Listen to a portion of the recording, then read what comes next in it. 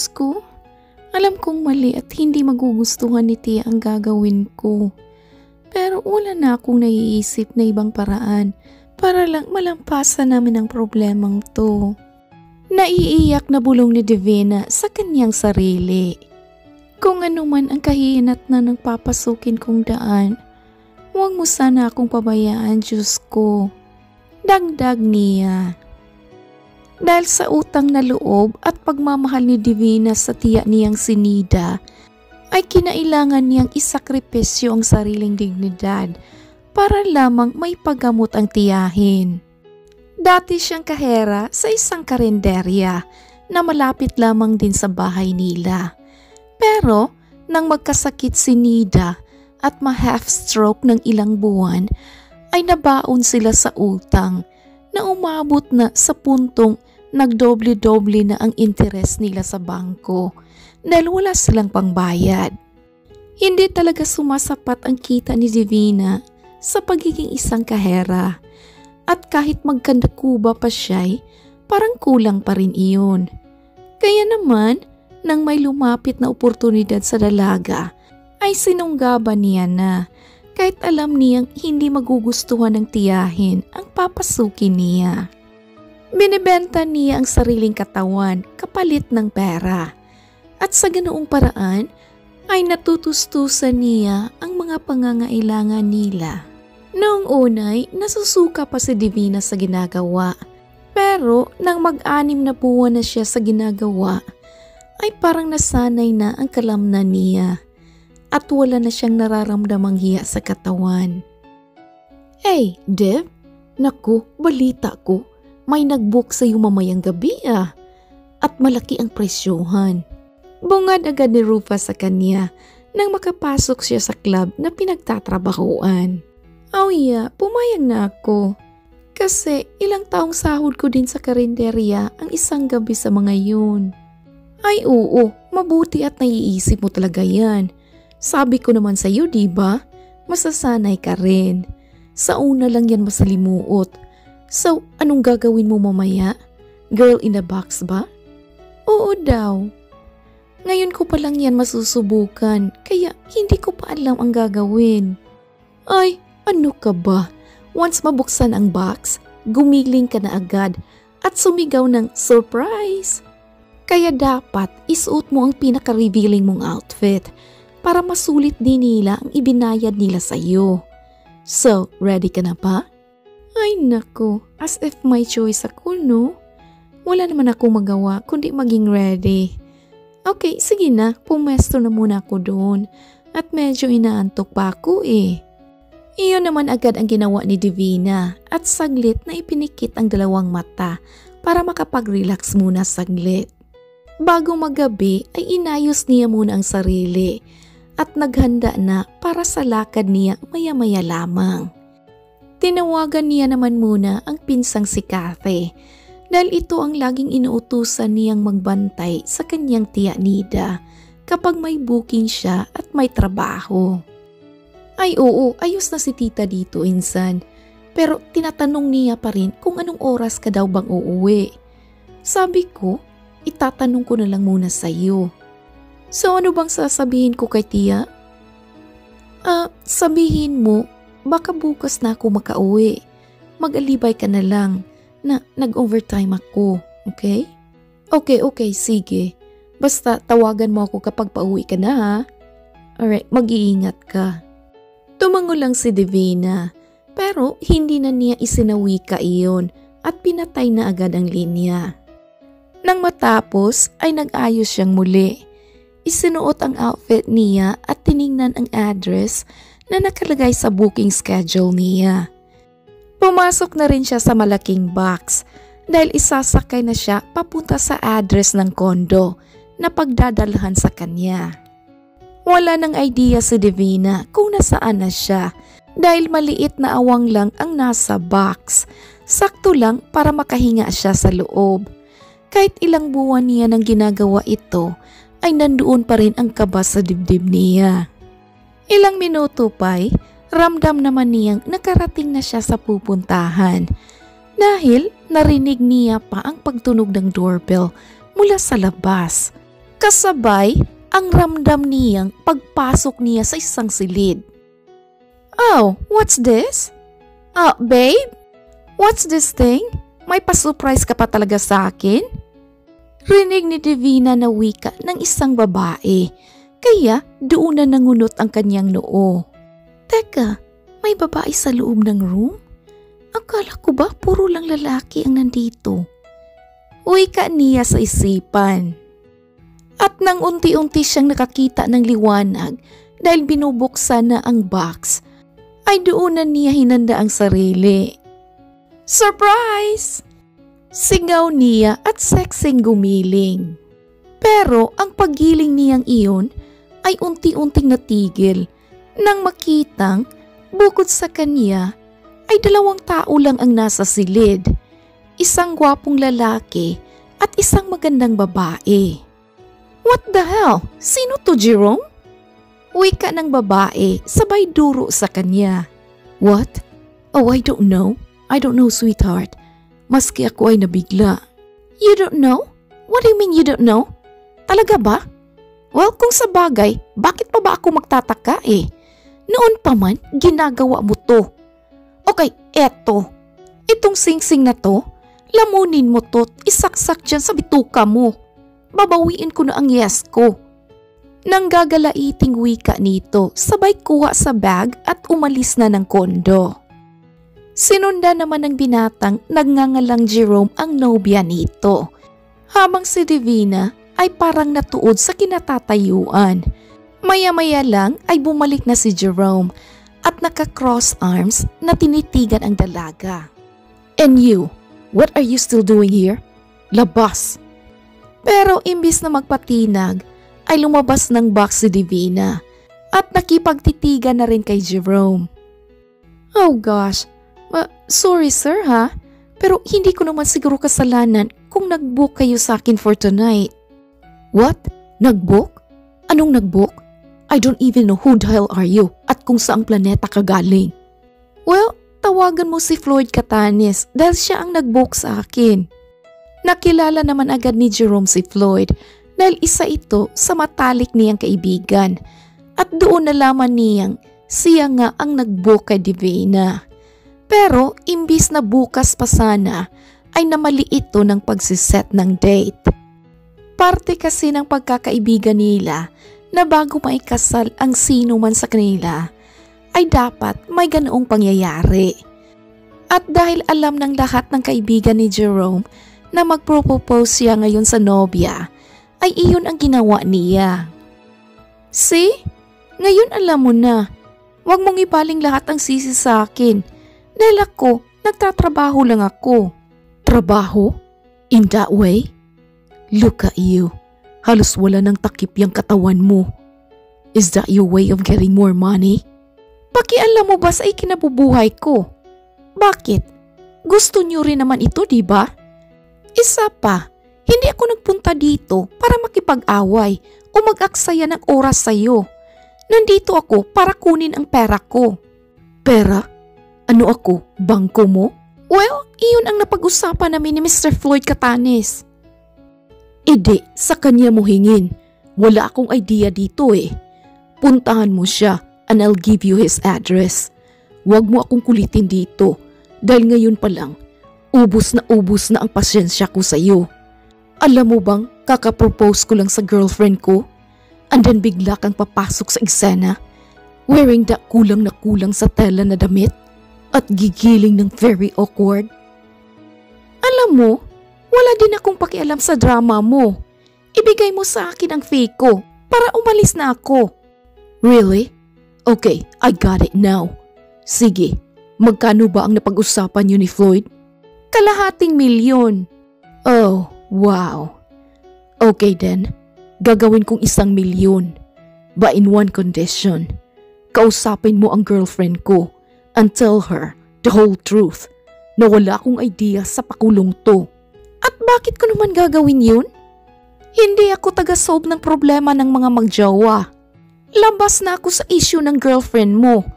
At hindi ko kailangan ng $1,000,000. Kalahati lang ang gusto ko. So ano? No, wala kang mapapala sa akin kahit piso. Ano? Gago ka pala eh. Alam mo, si Floyd ang kausapin mo tungkol dyan. Gets? Huwag mo akong kulitin. Now get out of my condo or else.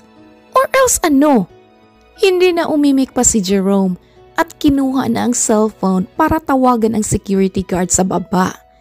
Hindi naman nagpatinag si Divina pero wala na rin siyang nagawa nang pumasok na ang gwardya at alalayan siya palabas. Guard, wait a second. Pagtawag pa ni Jerome dito at ibinigay ang coat nito kay Divina. Here, wear it. Masyadong revealing ang suot mo. Hindi kaaya-aya. Pinal nitong wika at isinara na ang pinto. Habang si Divina na may inis lamang ang nararamdaman sa binata. Wala pa siyang sapat na tulog dahil pinaghandaan niya ang gabing ito. Pero wala rin pala siyang mapapala. Kaya padabog siyang bumalik sa club. Oh, napaaga ka. Anong nangyari? Salubong na tanong ni Rufa sa kanya. Letseng yung Jerome na yun. Hindi ako binayaran.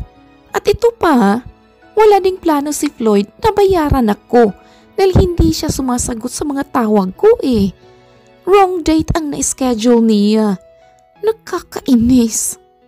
Abay, hindi mo na kasalanan yun, Dev. Dapat ipaglaban mo yan. Di porkit ganito lang ang trabaho natin, ay hayaan na lang natin yun.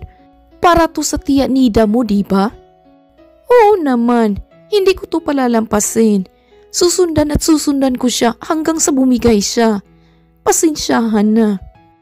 Iyon naman ang ginawa ni Divina. Wala na siyang hiya sa katawan at sa ibang tao. Lalo na't alam niyang may napag-usapan sila nang nagpabook sa kanya.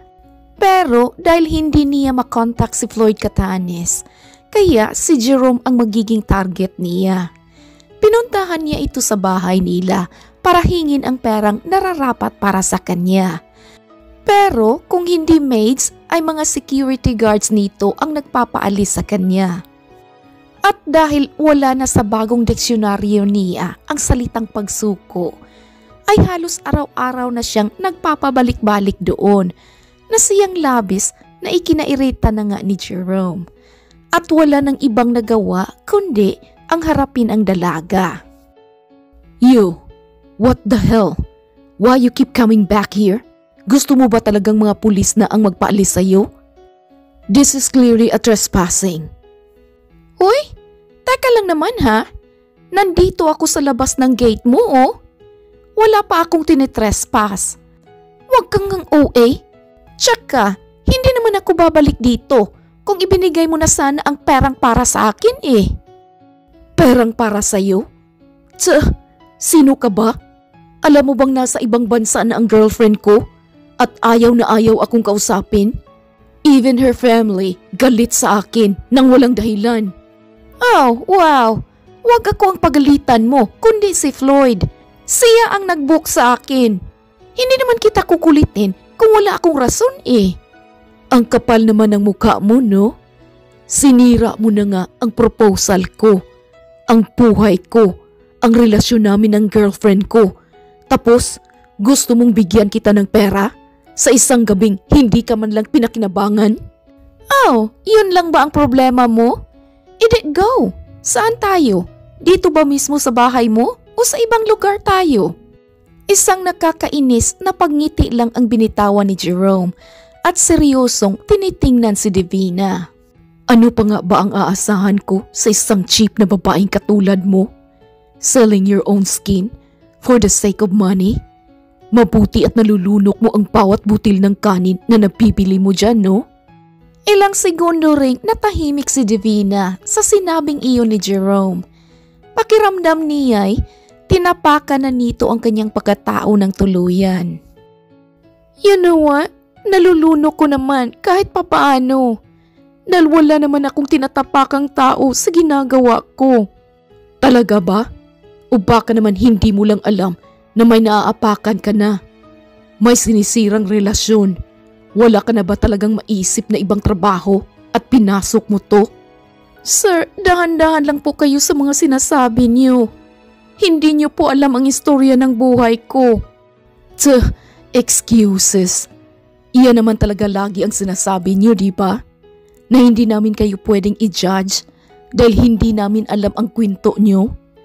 As if we're interested. You know what? Ang alam lang namin. You're looking for an easy money na kahit sarili niyo ay willing yung isakripisyo para makisabay sa uso. Ano? Kung makapagsalita ka, akala mo talaga biktima ka no? Okay, sige. Para matahimik ka na. Manang, get my checkbook at ibibigay ko na sa babaeng to ang hinihingi niya. Magkahalo ang emosyon ni Divina ng mga sandaling iyon. Naiinis siya na naiiyak. Hindi niya rin maigalaw ang katawan dahil para siyang nagyayelo. Marami pang sinabi si Jerome sa harap niya. Pero lahat ng iyon ay hindi niya na narinig dahil sa hindi maipaliwanag na nadarama. Bumalik lamang siya sa sarili nang iabot na sa kanya ni Jerome ang check na may nakasulat na ₱250,000. Okay, here, get it. Para hindi mo na ipakita sa akin ang pagiging desperada mo. At dahil hindi iyon kinuha ni Divina, ay binitawan ng binata ang check. Dahilan para mapunta ito sa semento. Now what? Ano pang ginagawa mo? Kunin mo na and get out of my sight. Sa inis ng dalaga, ay dali-dali naman niyang kinuha ang check at pinunit sa harapan mismo ni Jerome. What the? Ano sa tingin mo ang ginagawa mo ha? Nagpapakipot ka ba? O baka gusto mong dagdagan ko pa yan? Okay then, wala lang naman sa akin ang magwaldas ng milyon-milyon eh. But in one condition, maghubad ka hanggang labasan para naman masulit ko ang perang na... Hindi na nga natapos pa ni Jerome ang nais pa sanang sabihin nang dumampi ang isang malakas at maiinit na sampal mula kay Divina. What the? Sige, magsalita ka pa at hindi ako magdadalawang isip na tanggalin yung dila mo. Anong karapatan mong pagsabihan ako ng ganun ha? Kilala mo na ba ako? At kung kapalit ng perang to ang walang humpay mong pambabasto sa akin, salamat na lang. Ganito lang ang ginagawa ko, pero hindi ibig sabihin nun, ini-enjoy ko ang lahat, na masaya ako. Kaya heto, kainin mo itong check mo at ipangligo mo ang milyones mo. Hindi mo rin naman yan madadala sa kabilang buhay.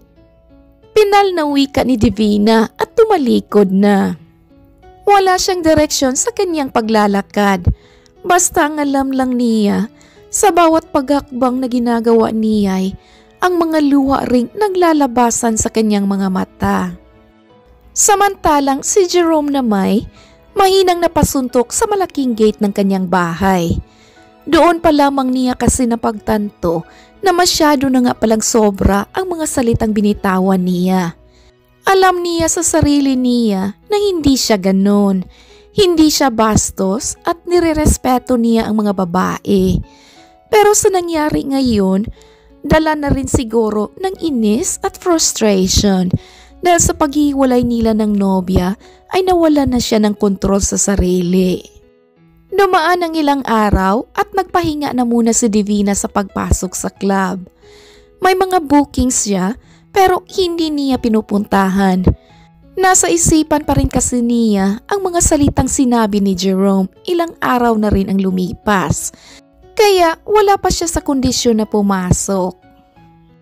Hey, Dev, marami nang nakapila sa iyo. Kumusta na? Hindi ka pa rin ba papasok? Tanong ni Rufa nang tawagin nito ang kaibigan. Hindi na muna Rufa. Babantayan ko na lang muna si Tia Nida. Tsaka magpapacheck up din kasi kami bukas eh. Gusto kong kausapin ng personal ang doktor tungkol sa kalagayan niya. Oh, okay. Ikaw bahala. Basta ha, tawagan mo ako kapag okay na at pwede ka nang bumalik dito.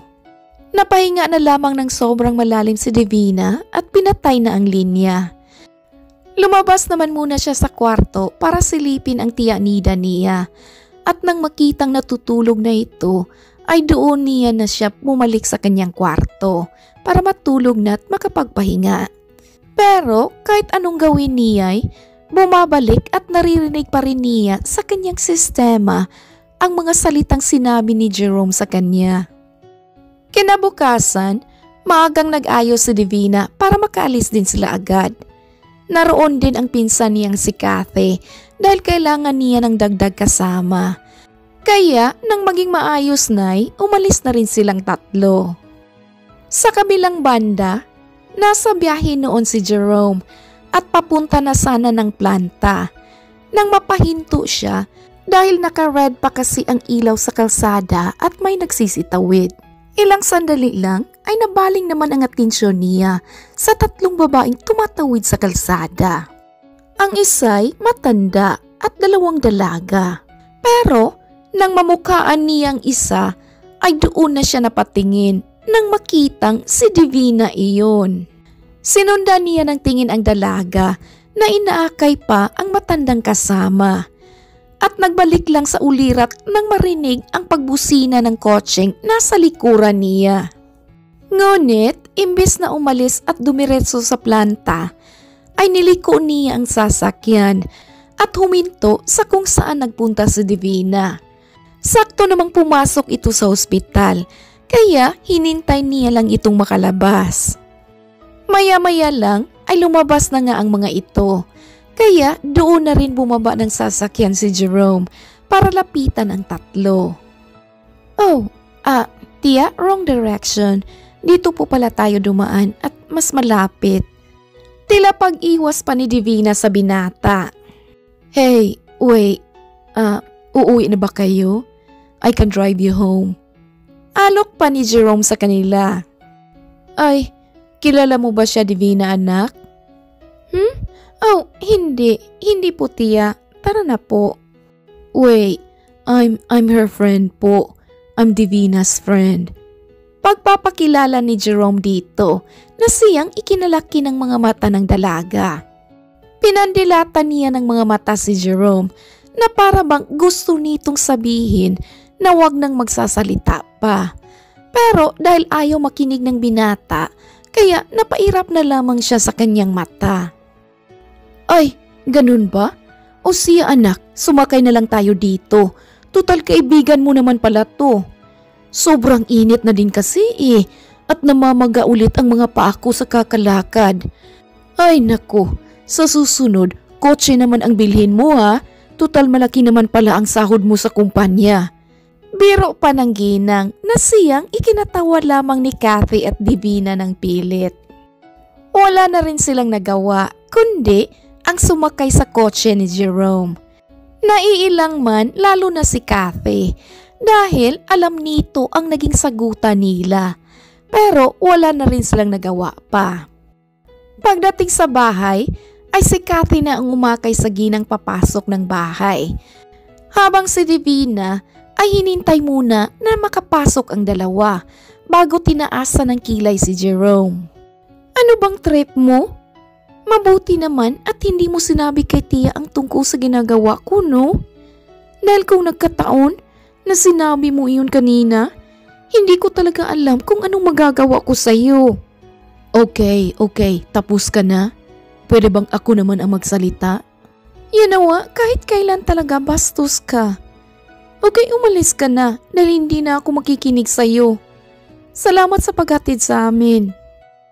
Akmang tatalikod na sana si Divina nang magsalita muli si Jerome.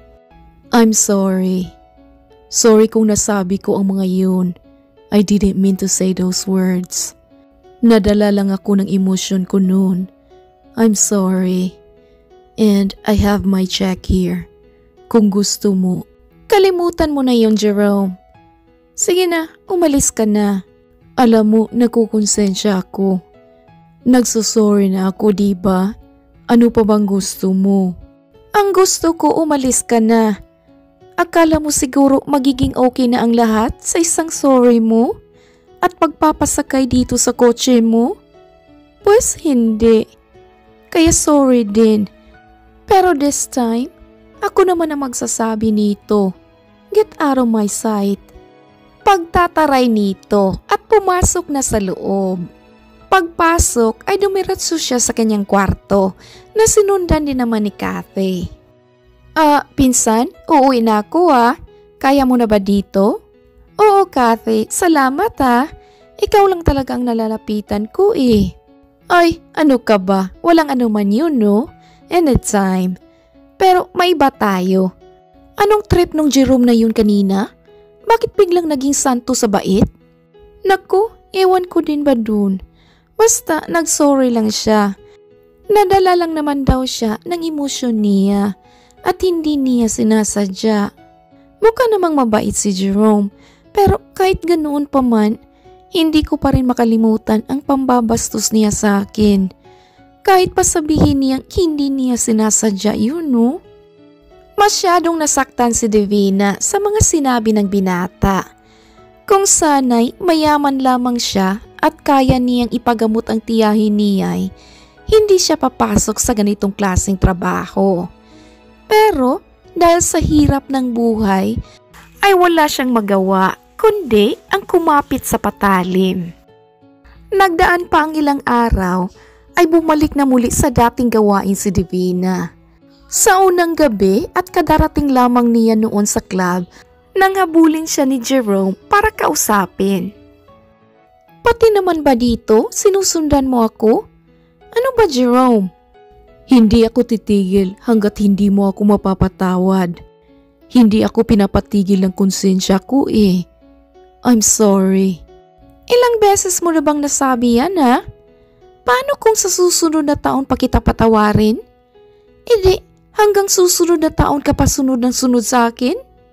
Ang tagal naman nun. Well, natural. Ang sakit kaya ng mga sinabi mo. Tagos hanggang buto.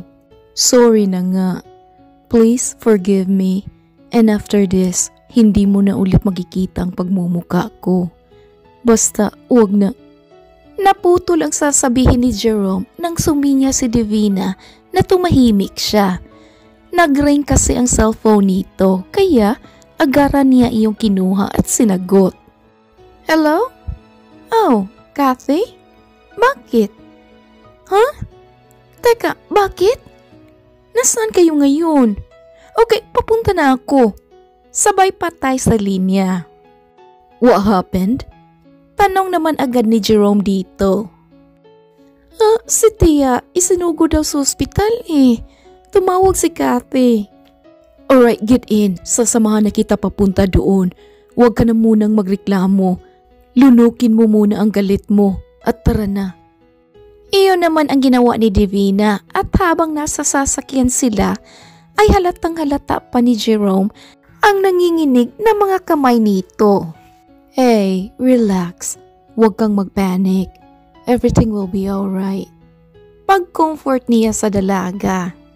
Pagdating ay dumiritso na sila sa silid ng ginang. Nagyakapan naman si Kathy at Divina habang parihas na umiiyak. Samantalang si Jerome ay nagpasyang sa labas na lamang ng hospital maghintay. Ilang oras pa ang lumipas ay lumabas si Divina na parabang nagmamadali kaya doon na siya muling lumapit. Oh, Divina, saan ka pupunta? How's your tia? Oh, nandito ka pa? Oo, hinihintay ko kayo. Okay, pwede ba ihatid mo ako sa club para may makuha akong client? What? Client? Para saan?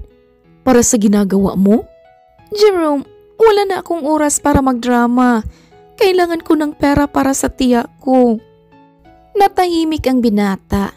Ngayon ay naiintindihan niya na kung bakit willing ang dalaga na isakripisyo ang sariling dangal. Iyon pala ay para sa kanyang tiya. Ano ba? Ihahatid mo ba ako o hindi? Dahil sa iba na lang ako sasakay. How much do you need? Bakit? I can give you the money you need. Kaya sige, sa akin ka sumama. Let's go. Nag-aalinlangan man pero sumakay na rin agad si Divina. Wala na siyang panahon para mag-inarte dahil kailangan niya na talaga ng pera. Nagpunta sila sa pinakamalapit na hotel at kumuha ng isang room. Nauna na si Jerome habang si Divina ay nakatingin pa rin sa kanya. Naanimoy binabasa kung ano ang nasa isipan ng binata. Hey, are you okay? Tara na. Sambit pa ni Jerome. Wait a minute, sigurado ka ba? O pinagtitripan mo lang ako?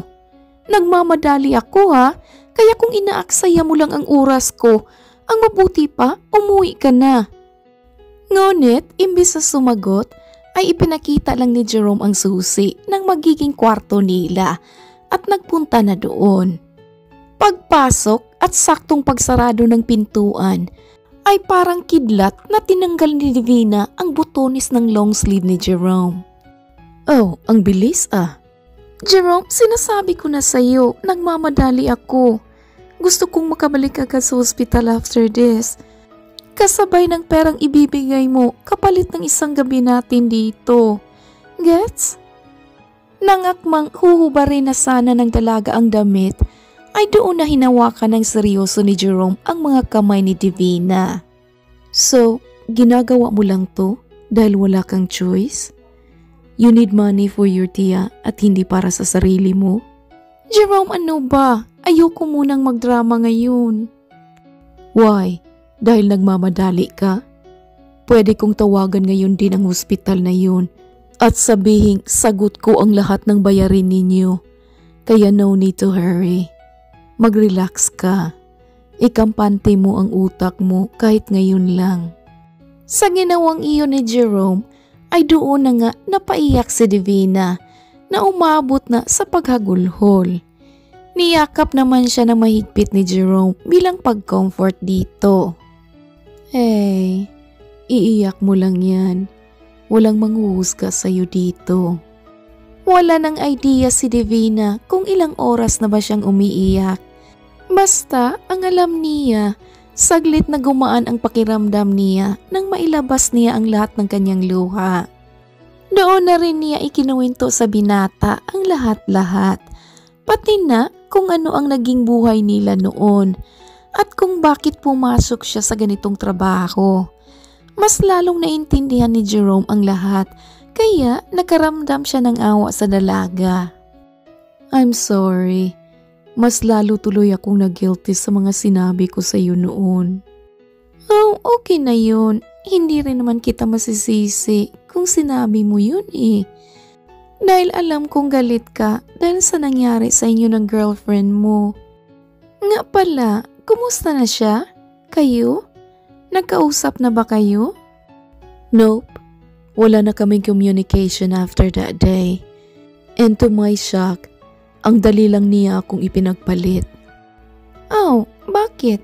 Sinabi niya ba sa'yo talaga? Gusto mo kausapin ko siya?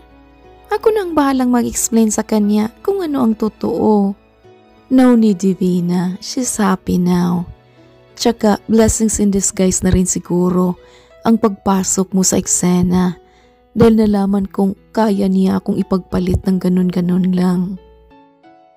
Oh, I'm sorry to hear that. Ba, okay lang yan. Ako nga eh, sirang-sira na ako at maduming-madumi na. Nga pala, ano lang pala ang gagawin natin dito? Oh, wala. I just want you to relax. Matulog ka na saglit at kapag nagising ka na, pwede na tayong bumalik sa ospital. How about you? Hihintayin mo ako? Yeah, of course. Hindi alam ni Divina pero nagkampante siya sa mga salita ni Jerome. Kaya naman nakatulog siya agad doon. Habang si Jerome ay tahimik lang na pinagmamasdan ang natutulog na dalaga. Doon niya napagtanto na sobrang ganda pala nito. Di rin niya maiwasang hindi magdamdam dahil sa mapait nitong pinasok para lang magkapera. At nang gabing iyon ay doon na rin sumibol ang pagkakaibigan na hindi nila inakalang mangyayari. Inalok din ni Jerome si Divina ng trabaho sa planta at napapayag naman niya ito.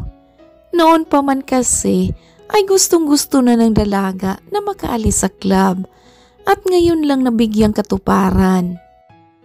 Umabot ng buwan at ilang taon ang kanilang pagiging magkaibigan.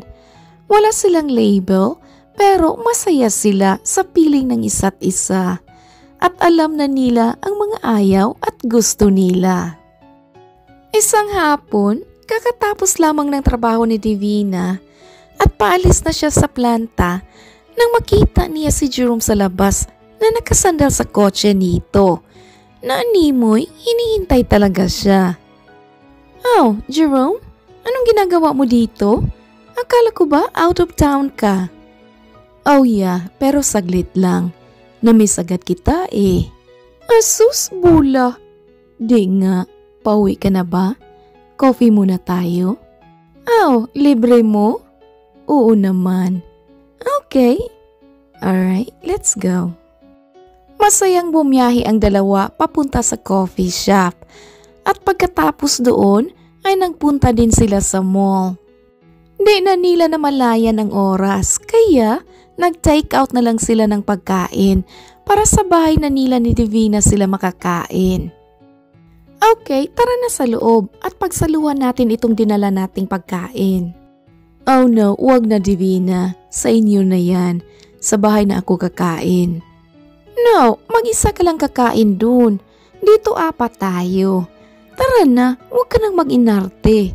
Sabay hila sa kamay nito.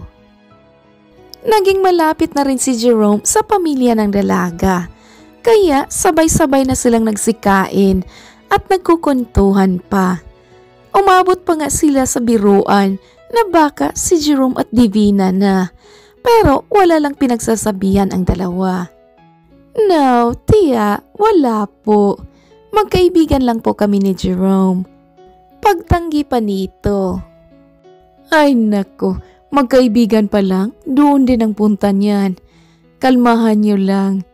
Basta suportado ko kayong dalawa. Wake up pa ng ginang.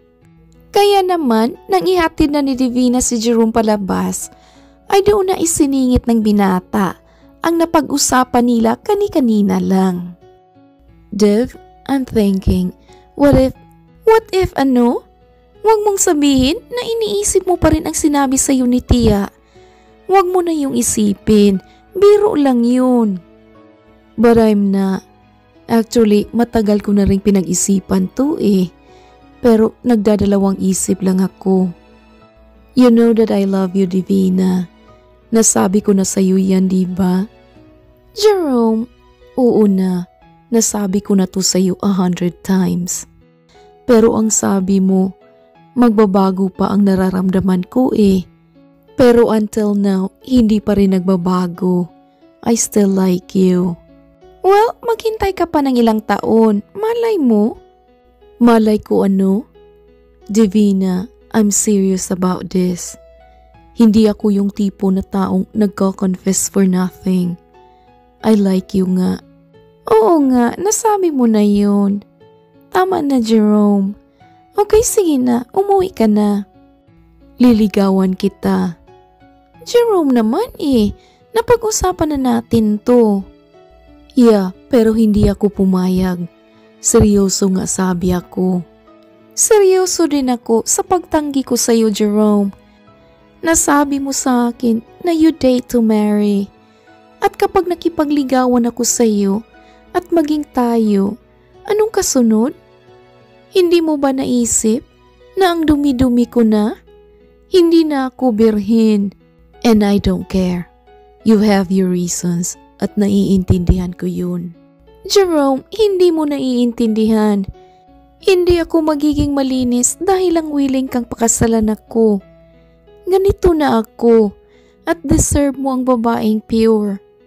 At hindi ako yun. Sana nga. Isang matamis na halik ang dinampi ni Jerome sa labi ni Divina para lang tumahimik ito. Saglit lang iyon, pero ang bulta-bultahing kuryente sa pagitan nilang dalawa ay kakaiba. Look straight into my eyes, Divina. Ngayon mo sabihin sa akin na hindi mo ako mahal. Dahil kapag hindi, tatanggapin ko na hindi tayo pwede. Kapag naman sinabi mong mahal mo ako, please, give me a chance. Sa isip ng dalagay, madali lang ang magkunwari. Pero mahirap ang isiping sasaya si Jerome sa piling ng iba. Kaya sa huli tumango pa rin siya at binigyan ng tsansa ang binata. Hindi mo pagsisihan to, Divina. I love you so much. Sabay halik nito. Sa araw-araw ay pinatunayan ni Jerome na mahal niya ang dalaga, maging anuman ang nakaraan nito. Kaya nang sagutin na rin siya ni Divina at umabot sila ng 3 taon, ay doon na nag-propose si Jerome at ikinasal sila sa simbahan. Sa nakalipas pa muli ng 1 buwan, matapos ang kanilang madamdaming sumpaan sa harap ng altar, ay sa wakas, nabibiyaan na rin sila ng anghel. Not just 1, but 2 angels, na siyang bunga ng kanilang pagmamahalan.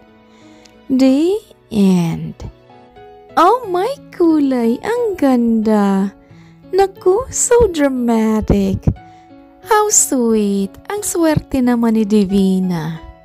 Tsaka ang bait naman ni Jerome. You know, maski may nakaraan si Divina, it doesn't matter to him. Mahal niya ang babae, so tanggap niya. Oh my goodness, what a beautiful story. Okay mga kakulay, I hope you enjoy. If you do, please like, comment, share, and subscribe. Thank you all my subscribers and listeners. This is Ethel McMenamin saying, bawat buhay ay may kulay. Thank you and take care. Daghan kayong salamat. See you sa next story.